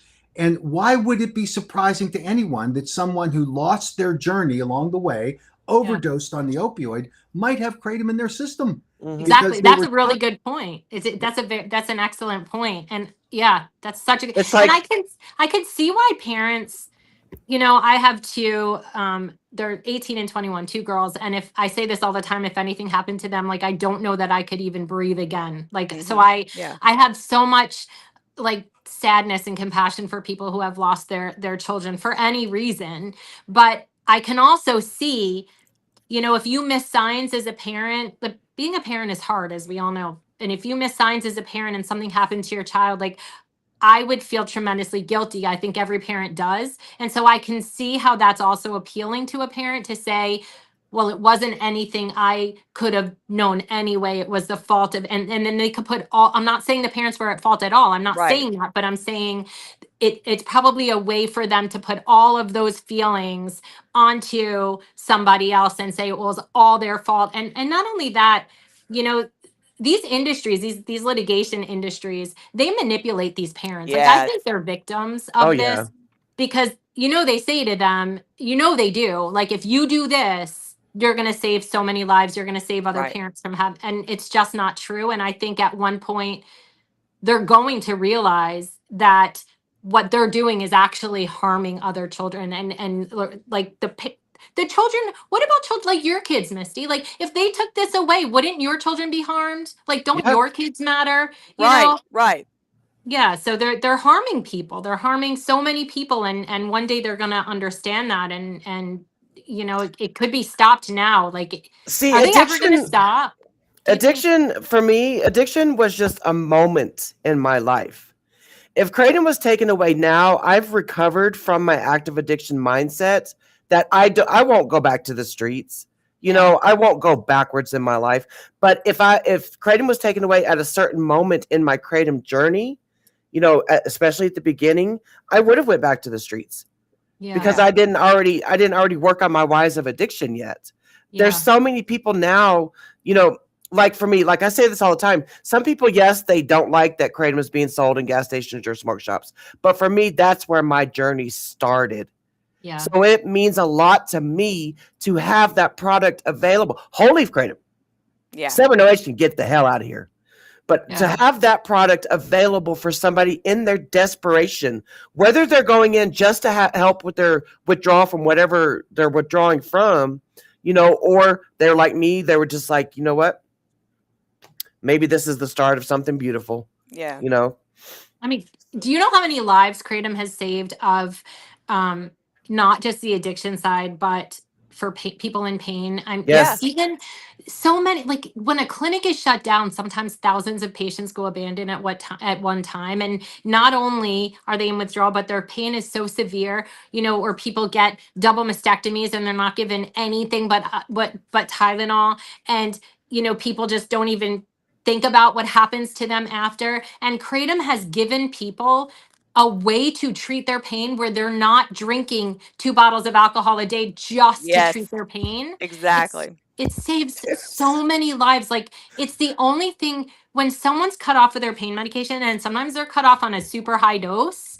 When they're cut off of their pain medication, Kratom is the only thing that I can offer as a suggestion. And I always say, if you're in a state where it's legal, like, make sure it's Yeah. legal. And then I usually say, like, I do recommend the vendors online because, like, just to look at AKA to see, because Mhm. I don't know what state, like, I don't know.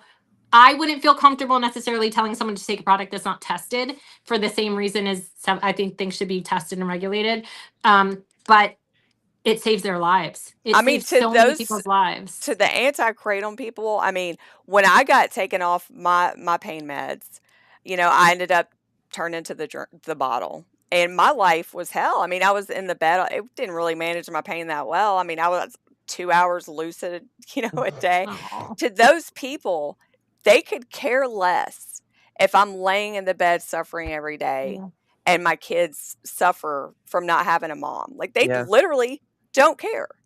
And to me, like, that's just, I mean, how? Like, It's how do selfish. you not even blink an eye at the thousands and thousands of people? And, they act like we're all just addicts. Yeah. All we want is Right. to be able to get up and do laundry, maybe go to the grocery Take a store. shower. They Yeah. don't even treat us like addicts because they have compassion, remove stigma from True. addiction. That's But when actually, it's yeah. for pain patients who don't also suffer from addiction, for pain patients, they portray us as selfish and greedy and like, how dare you want that product available knowing all these people have died? Like, you're so selfish. I think the most hated people in this whole space are pain patients who want access to prescription opioids or want access to kratom, because yeah, we're expected to just sacrifice ourselves for Yeah. everyone else, in my opinion. Amen. Can you guys stay a little bit longer? Because I still have a second question to ask. I'm good. Sure. You good? Okay. All right. Because I saw the lobbyist comment earlier. And so this one, the battle between the Kratom Gals and Mac Haddow has really escalated, and they're calling you sexist, Mac, Oh my a God. bully, and saying you are lying about their being supporters of 7OH. They keep calling you a lobbyist, like it's different than being an advocate. What do you have to say about all that? Well, my mother used to tell me all the time that I should tell people that I was a piano player in a bordello rather than a lobbyist. And lobbyists get a bad name, but here's the fact. In order to present to a whether it's federal or state policymakers, you have to be registered in many cases in order to make that representation, unless you're there for yourself. And so anyone who's compensated for being there, being an advocate, is by definition a lobbyist. I think that many people, and it would include, for example, if anyone on the Kratom Gals podcast receive compensation in the form of any kind of payments from a vendor, they're technically going to fall under this rubric of being a lobbyist. But that's really not the issue. I am a lobbyist. I'm also an advocate. When I first got involved in 2016, I thought this was going to be a 3-month lobbying gig for me, and I was out of there, mainly because I expected that the Kratom ban was going to take effect, because never had there been a situation where a DEA recommendation published in the Federal Register was withdrawn when a recommendation was made by the FDA for the scheduling of any substance. I didn't expect it to be there.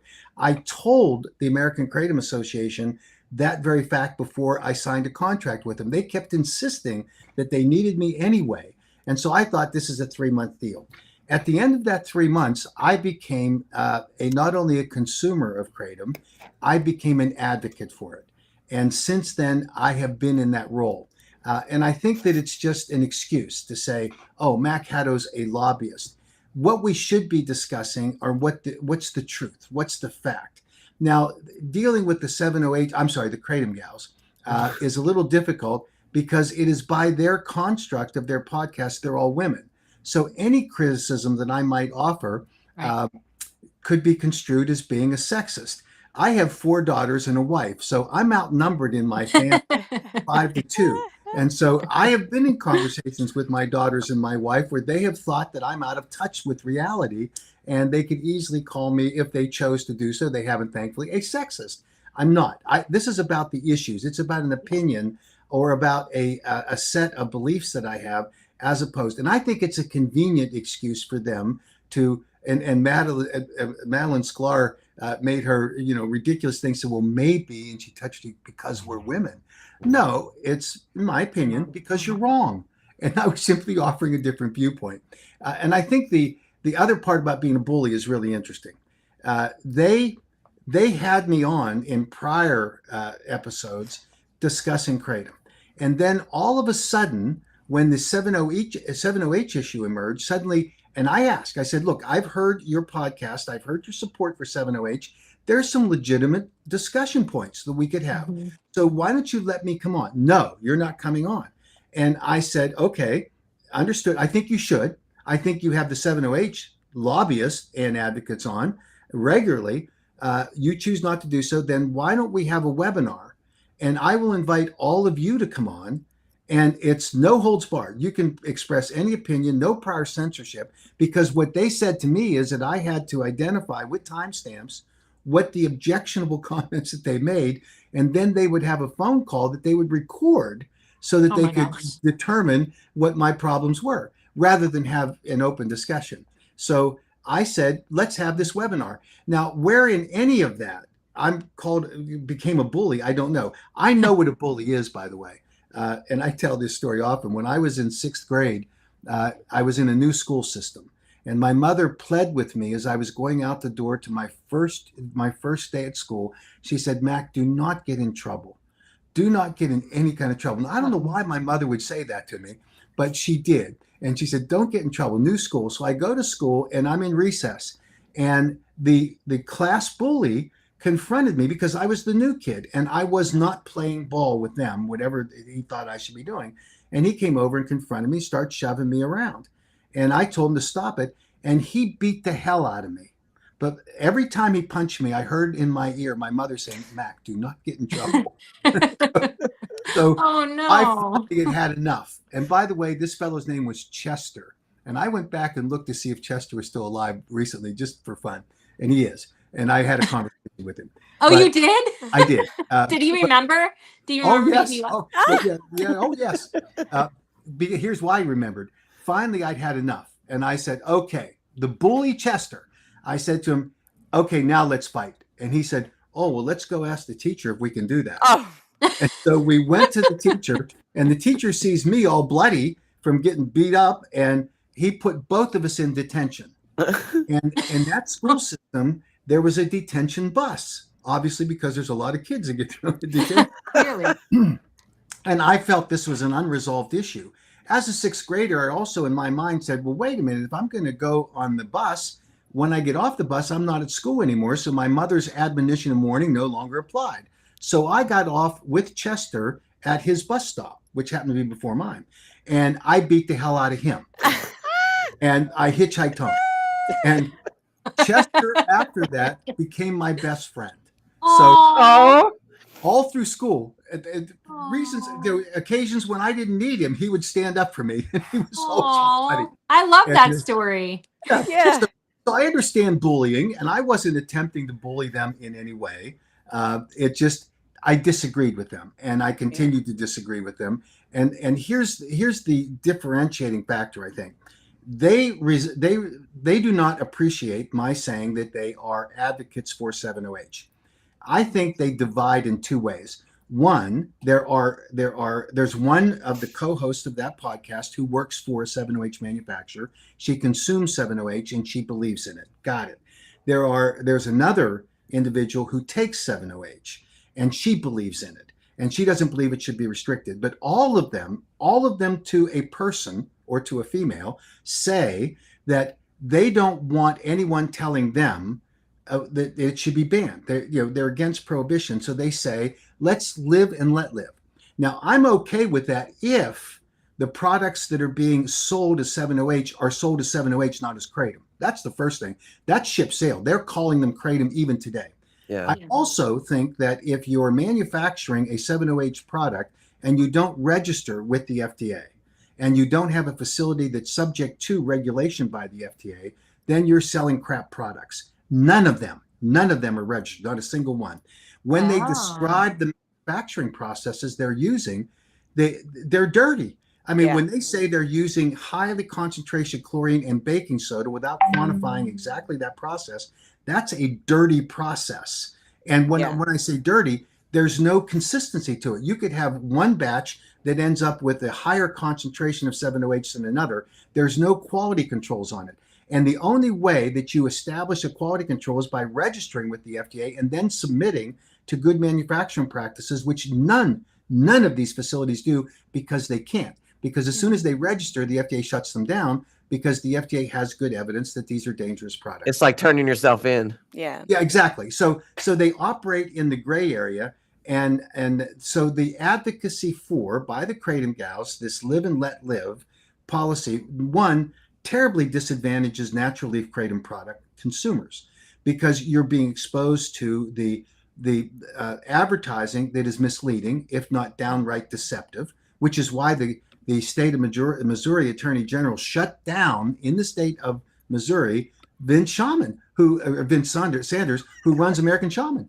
This is crazy. They shut him down, and he's agreed to be shut down, but he's willing to sell it anywhere else, right? Mhm. Yeah. So there's no controls. And that's why I think the concern should be not live and let live, because it's likely going to be live and let die, because Yeah. people are being sold products that have no Right. quality controls, no good labeling. And look at what's happening now. They literally are manufacturing products. And at our congressional briefing, and I encourage everyone to go watch it, it's up on our website. The description was made of the products that are out there, 7OH products that we submitted for testing at the University of Florida lab to determine what the actual content of those products are. Yeah. Some of those products don't even have 7OH in them. They're purely pseudodoxal, which is a chemical concentration of 7OH, which is highly dangerous, far more dangerous than 7OH, and 7OH itself is dangerous. And then there are some products in there that are they'll have higher levels. All of them are violative of the 2% standard that exists in most of the KCPA states, all of them. And when they say that they're the same as natural kratom, that's a lie. Yeah. Now stand on your own. If you have a product that you think meets the criteria for safety, submit it to the FDA, run it through the new dietary ingredient notification process, and be on the market. Kratom manufacturers have done that. Why not 7OH people do it? So none of this is reasonable, and all of it puts consumers at risk. And no one should be advocating for that today. And no one should look to Vince Sanders as their saint, or I better said as the Pied Piper, to march you down to your doom, because that's all he is. When the initial recommendation for scheduling was made by then FDA Commissioner McCary and HHS Commissioner Secretary Kennedy, a distributor on social media asked Vince Sanders, should we pull these products from the market because HHS has now said they're dangerous? And Vince Sanders' response was, no, this is the best advertising we could have. We're going to sell off the shelves. Now, why? Because they're feeding an addiction community that's looking for anything to give them a high. That's right. Yeah. And he's interested in the dollar, not on safety. And why? I'm sorry, go ahead. The last point. When asked directly by a reporter, is it true that you didn't have any safety data prior to market entry, which is a violation of federal law? And he said, yes, that's true. But we have a record of people consuming it and they haven't died, which is also not true, by the way. But that's what he said. And he said, so in other words, his theory of going on the market is I can put anything out there I want. And then I'm going to say the human consumers are guinea pigs for me. Yep. And that's where he is. Now the chickens are coming home to roost, or in this case, 7OH they're going to shut them all down eventually. It's going to take a little time. And I think the DA is going to schedule it. So that's why I have a problem with what they did. I think fundamentally, all of them are nice people. I do. I think they're misguided by their desire to be out there with the 7OH community for whatever reason, whatever motivation, some financial, some not. They're just misleading consumers. And the danger, this is the bottom line. The reason that we see the number of ban proposals in the United States today at the state and local levels is because of 7OH. No other excuse for it. We would have 35 states that have KCPAs today, but for 7OH and the confusion that they've introduced into the public policy debate arena. I've had legislators say, I can't tell the difference. They claim they're the same as. And no matter what I say, once they make that nonsensical argument, then unwinding it within a legislative session where there's no time to really have serious discussions about it thwarts our ability to protect consumers. And that's the biggest problem. Throw in the media and all that. Wrong. They're wrong on the policy. And however, personally committed they are to it, they're not accountable for what's happening in the marketplace. I don't understand why, like we do hear from quite a number of pain patients who have been helped. I'm sure it does help their pain, but it doesn't mean that it's safe if it's not regulated. Why isn't the 7OH industry, whatever you want to call it, why aren't they fighting hard for regulation instead of just pushing, like, all the energy they're putting into like demonizing kratom advocates or whatever? I just don't understand. Why wouldn't they want their product regulated? There's no science.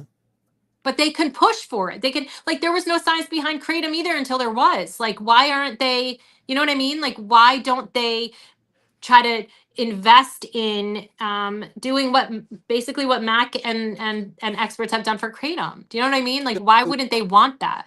Well, they do want it. The problem is that the studies that they've done show that their products are dangerous. Yeah. That's where they puke on Okay. it. So, Okay. for example, That Beagle study. did a Beagle study, and they designed a study. They wanted to show at the levels at which they were selling, which is a very low level, 7.5 milligrams of 7-OH in a product. They put it into the Beagle population, and the Beagles in the study had serious neurological problems.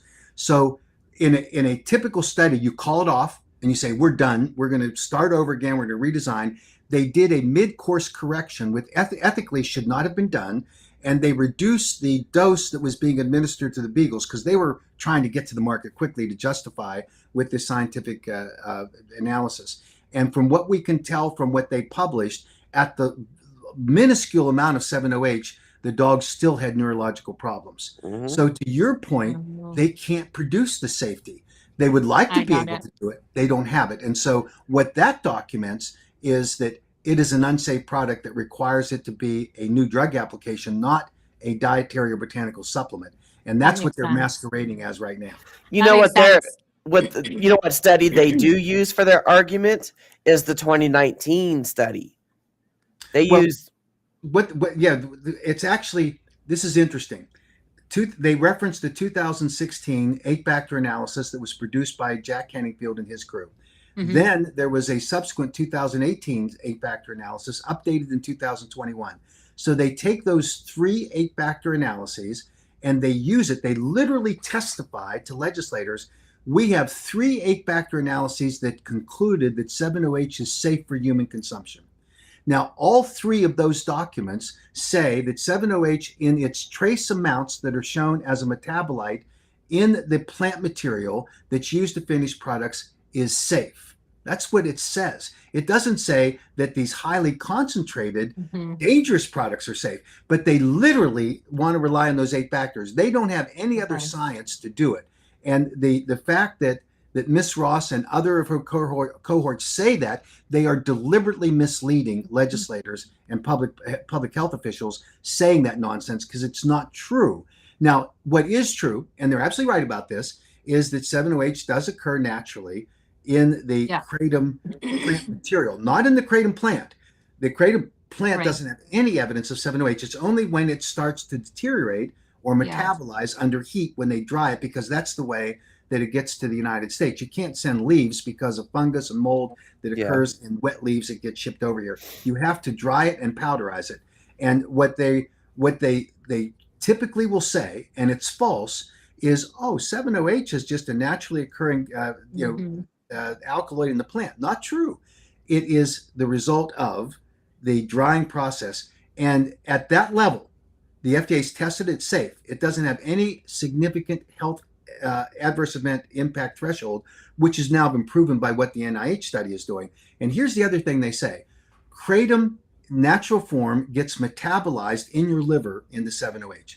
Again, a true statement. I heard, not at the levels that are in their products. And that's why there are 2 reasons why they develop their sublingual and chewable tablets.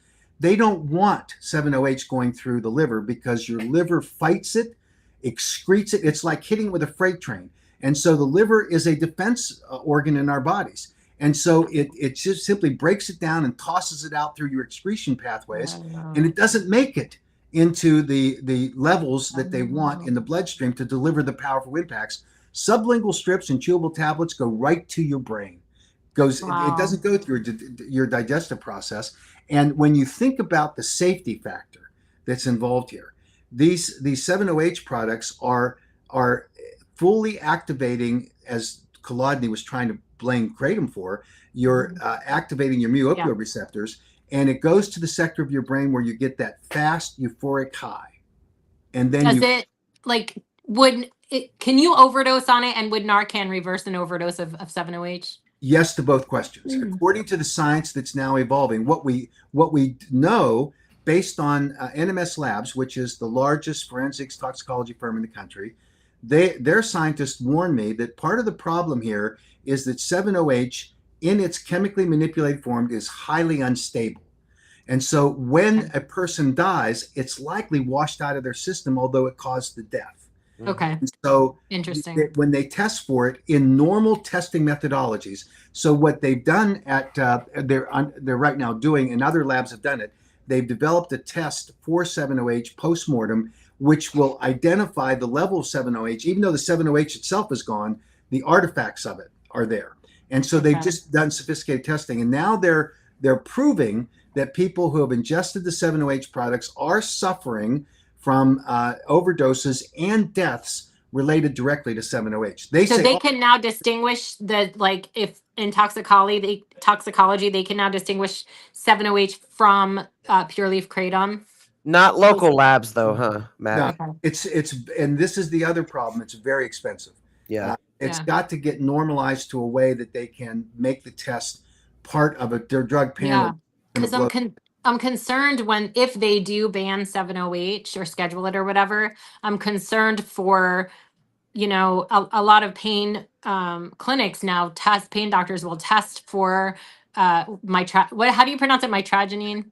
Is that Whatever the you call it. I call it mitragynine or mitragynine. Mitragynine. Yeah. So how will they if they ban it, I'm concerned that anyone who tests positive for that will just be considered taking you know what I mean? Like that they'll just think they're taking 7-OH if there's no way to distinguish.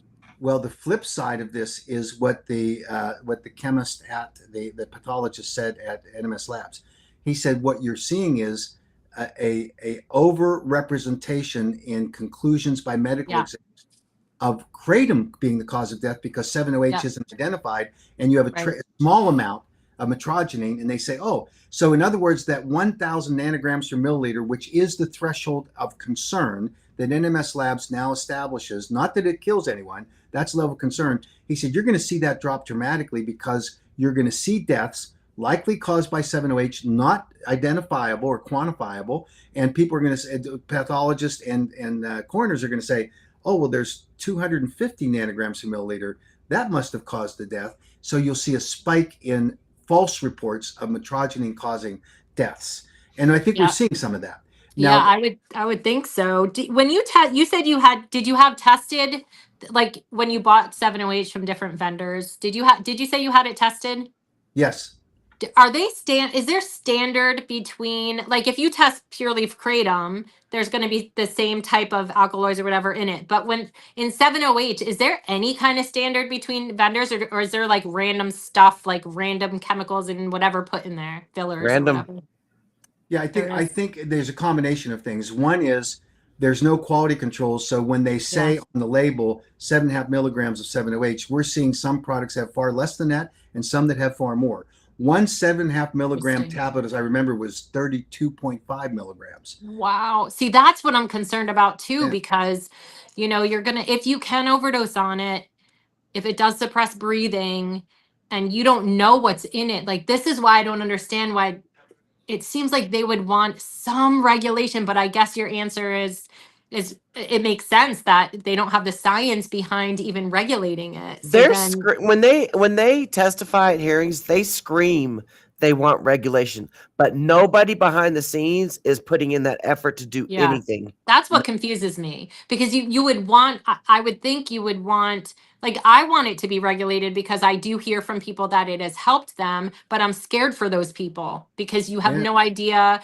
because you are starting to hear stories of this person purchased 7-OH online and overdosed and it had illicit fentanyl in it. Now, this is purely anecdotal, and I have that person, I told someone to say to them, like, get the rest of those pills that you bought and get them tested, but they're like, they threw them out. So all of that's anecdotal. Yeah. But that's scary to me. Like that's frightening, because if there's no regulation, anyone could put anything in it. And if it seems like it's being geared a lot towards people with addiction, then they would want to do what the heroin dealers did, a bunch of years ago, where they started putting illicit fentanyl in it because it gets people more addicted, right? So why wouldn't they put more of things in it? And that's scary to me.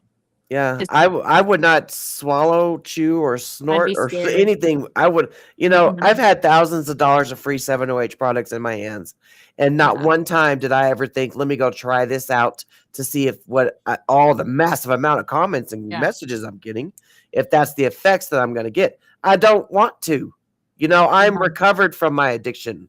Yeah. I'm I'm not happy trying to to hear chase you the say dragon. that. I'm so happy to hear you say that because, in my opinion, this is just my opinion. Another one of the false narratives is that addiction is a broken brain disease where Yeah. you're broken for the rest. There's no evidence to support Mm-mm. that it's a disease, but that was something sold. Talk about industry. That was something created by Reckitt Benckiser for selling Suboxone. This is why Yeah. Shatterproof has said you have to believe it's a chronic, like relapsing remitting disease. It's just to sell Suboxone. And now people want to come off of Suboxone because they're doing better or it doesn't help them anymore. And these doctors are literally taught to tell them not to come off. Like, Yeah. so many people It's reach to- out to us and It's to say keep that. them in that revolving door, is to dumb Yeah. you down, is to make Yeah. you feel like you are not a powerful human being. Yeah. There's so many Everybody, people. Yes. Yes, Misty. I'm proud of you, everybody though. has, thank you. Here's the I product: am. 7 ohms sublingual strips. Okay, and let's assume for the sake of argument, and I don't think you should, that this is a safe product in the dose. The dose is actually controlled by the strip, right, that you put under your tongue. Like Suboxone. Yeah, it's an opioid. There's no question. Here's an example of a product. When you buy this product, you have to. It's scored in the fours. So in order to take the dose that they're recommending, you have to break the tablet twice. There are products out there that are scored for 4, but they recommend on the back on the label that it should be 1/8 of a pill. Mm-hmm. So who's doing that? Nobody. Yeah. And it's not even scored for that purpose. They don't even expect How do you to do that? but Yeah. they say that's what because that's how they're saying they're staying under the thresholds Mhm. that states are setting.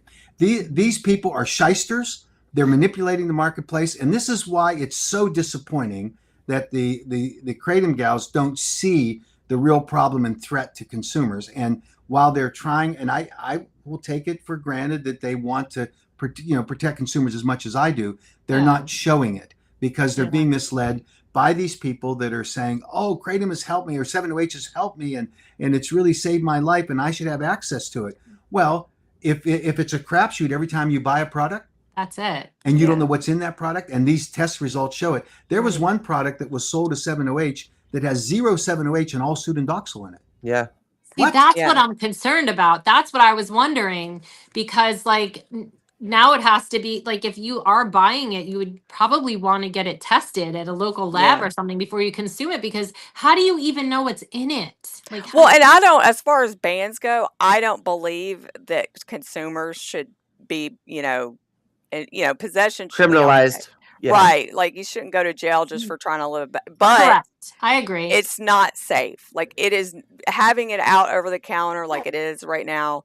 It's just not, it's not safe. Yeah. It's just, When Yeah. the home state attorney general, Vince Sanders, which is where a lot of the 7OH products are manufactured, shuts down the Vince Sanders because of their marketing practices that mislead consumers, that should tell a lot to people that are out there advocating for 7OH, because the premise of that litigation and the settlement agreement that they have is based on misrepresenting to consumers. Those are the people that the kratom gals are protecting. Yeah. The bottom line is, if the product is tested safe, if it's manufactured in a facility that is FDA registered, and if the good manufacturing practices are in place, and if they're properly manufactured to meet the limits of what the dose or the serving sizes are, fine. None of them, 0 are, not a single one. And so how can you sit there and advocate for that? Yeah. Whereas there are some kratom manufacturers that are out there now that shouldn't be. I just got a list of products that were seized by the Arkansas Highway Patrol from the professional basketball player who was arrested in Arkansas and then a couple of weeks later died. I got a list of those products, and every one that he had in his possession comes from a very small manufacturer that doesn't appear to have any FDA registration for their facility, no quality controls, and it doesn't look like it has any GMP practices that are associated with that product. Now, do I defend those people? No, I tell everybody every time I get on podcasts like this, they should be out of business. Yeah. That's not what the Kratom gals are saying. And I get calls from Kratom vendors that say, you're trying to put me out of business. I can't afford to do everything that you're saying you're doing. The big guys can afford that.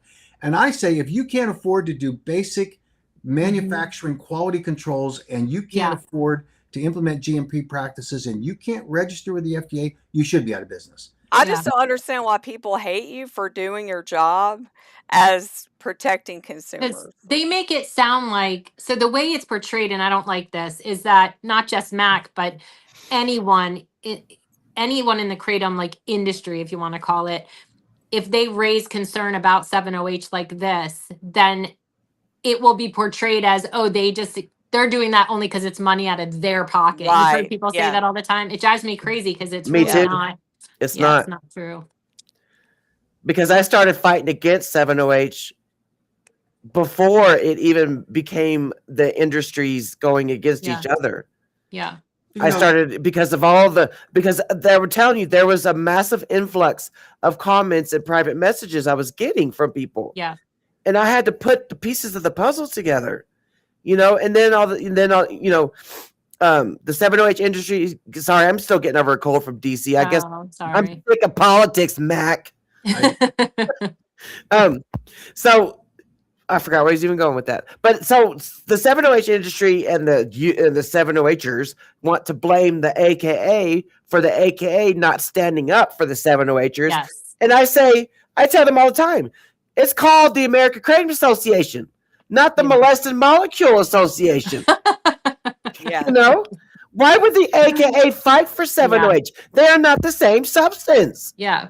Yeah. But the purpose, the motivation behind fighting for 7OH, to be regulated or banned or whatever anyone's doing, in my opinion, is not because they want more money for themselves. And that's what you hear them say all the time. These mothers from KDA say it all the time, that the only reason, because they'll talk about the two industries like fighting, and they'll say, like, why does the kratom industry not want 7OH? And they'll say, oh, it's because it's money out of their pocket. But that's so not true. No. It's Like, not true at all. No. these small vendors, the vendors I've talked to, like Jordan and some of the other ones, are so kind. Most and like, kratom vendors get in it for the right yes, reasons they're to not help doing people. it to make money. And they'll say, Right. oh, they'll make whatever they want. The only reason they're doing this is money, money, money. They don't care about safety. That's not true, even a little bit, from the people I've Right. spoken to. Yeah. Actions Well, speak louder than words. Yeah. Is what Yeah. And And that goes for the Kratom gals as well. yeah. Actions speak louder than words. What action you are not doing to keep kratom legal is speaking louder than what you're saying on your podcast. Yeah. Right. And that's not to say there are no kratom like store owners who aren't in it for the wrong reason and don't mess Right. around. Like, there's always going to be people who are doing the wrong thing, and they should, be shut down for it if they are, if But they're the majority, Yeah. the majority, but it's like the complete opposite with 7OH. You know what I'm saying? It's like consumer wise and vendor wise. all of their marketing is for therapeutic effects that are precluded by the Food, Drug, and Cosmetic Act, and that's part of it. And I think if you step back from the 7OH natural kratom leaf battle, we as advocates and lobbyists, Bingo, Deborah. Sorry. since 2016, have had a tense battle within the community between the small vendors and the large vendors, Yeah. between who's going to be regulated and who complies and all that. And I think that that early on, when the founder of AKA and its president, Susan Ash, she was a fierce advocate and needs to be obviously recognized for the contribution she made to get this battle started. And I have an enormous affection for her. She separated from the AKA, and there were, for reasons that were between the board of directors and her. And they had a dispute about it, and the community fractured a little on that. Now, hopefully we overcame that because we continued to fight for, and I think Susan agrees with the objective we fought for. There were some in the kratom community that believed that Susan was mistreated. That's an issue that can be analyzed, and I know that that the founder of Kratom Science, Brian Gallagher, has particularly been critical of me personally. And I don't know why that is, because we're both from Pittsburgh, and I give him a lot of grace because he's a Pittsburgh native, and I love that part of it. But he felt very strongly, and he's criticized me strongly because of the mistreatment of Susan Ash.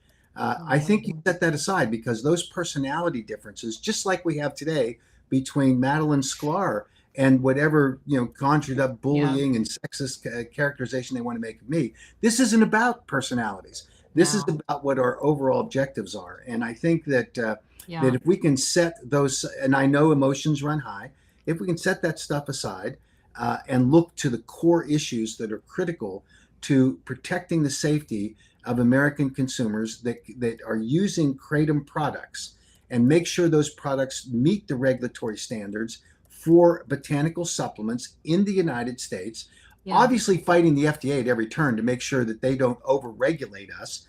But when it comes to these chemically manipulated products, we've got to stand tall and say, it doesn't matter how many people got duped into it and how many people actually take these products. If they are a threat for an overdose or a threat of a poorly formulated product, then we need to protect them. And that industry has to go through the FDA processes in order to document their safety, and certainly meet the federal law, which says that you have to have a reasonable basis for safety. That's the bottom line. And it doesn't even pass the 8-factor analysis. Right.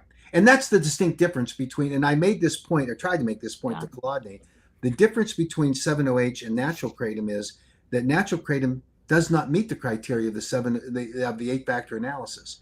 But the actual requirements of the 8-factor analysis for 7-OH are met, right? And I just saw this one comment that pop up, and I want to make sure that we address this. The AKA has developed a GMP program to help bring vendors into compliance. And the comment was just made, some of these small vendors can't afford it.